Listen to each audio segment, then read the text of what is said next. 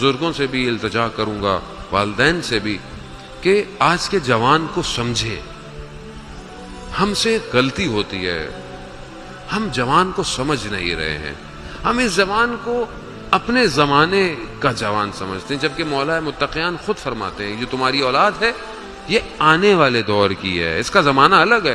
لیکن ہم جب اپنے بچے سے بات کرتے ہیں یا کچھ نہیں، آپ کو نہیں پتا، تمہیں نہیں پتا، ٹھیک ہے، آپ کا تجربہ اپنی جگہ پر، آپ کی ساری باتیں ہیں، آپ کا احترام، لیکن یہ کسی اور زمانے کا جوان ہے، اس کی ریکوائرمنٹ کچھ اور ہیں، اس کی ضرورتیں کچھ اور ہیں۔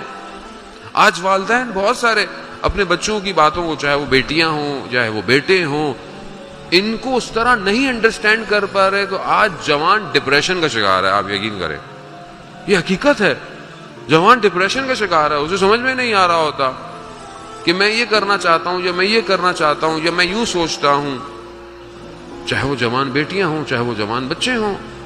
پہلی بات تو ان جوانوں کے لیے کہ بہرحال موقع نہیں ہے، لیکن بہرحال آپ کوشش کریں کہ ان کی جوانی میں ان کی شادیاں کروائیں، پہلا کام یہ کریں۔ کیوں؟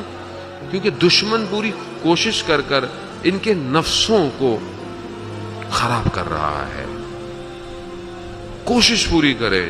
بہرحال کیوں؟ کیونکہ اس جوان کو کمال پہ پہنچنا ہے، تو ہر وہ راستہ جو اسے تباہی کی طرف لے کے جا رہا ہے اس کو بند کریں اور اس سے بات کریں جوان سے۔ ڈپریشن کیوں ہے؟ کیونکہ دنیا کی بمبارڈمنٹ ہے، سوچوں کی، انفارمیشنز کی، خواہشات کی، چیزوں کی۔ ہم خود بچے کو بیٹا بڑے ہو گئے یہ بننا وہ بننا، نہ، بچے کو بڑے ہو گئے یہ نہ بتائیں تم نے پیسہ کمانا ہے، نہ، بچے کو یہ بتائیں کہ بیٹا تم نے خوش کیسے رہنا ہے، یہ سکھائیں اسے، تم نے انسان کیسے بننا ہے بیٹا، کوئی فرق نہیں پڑتا بیٹا تم کچھ بھی بنو، تمہارا اخلاق اچھا ہونا چاہیے، تمہارے وجود سے کسی کو تکلیف نہیں ہونی چاہیے، یہ گفتگو کریں اس کے ساتھ، باہر نکالیں جوان۔ آج جوان نشے کیوں کر رہا ہے؟ نشہ کیا ہے؟ نشہ سکون دیتا ہے۔ کس کو سکون دیتا ہے؟ دماغ کو۔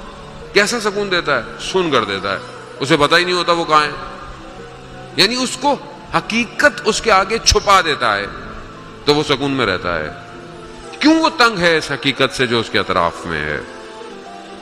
کیوں وہ غافل ہو جاتا ہے؟ جب آپ اس کو صحیح طرح بات کریں گے، اس کی ٹریٹمنٹ کریں گے، اس کی کاؤنسلنگ کریں گے، تو یہ جوان کبھی کسی نشے کا شکار نہیں ہوگا۔ اسے لذت خدا اور عبادت خدا میں ملوث کریں، اور وہ تبھی ہوگا جب میں خود عبادت کروں گا، تبھی تو یہ عبادت کرے گا۔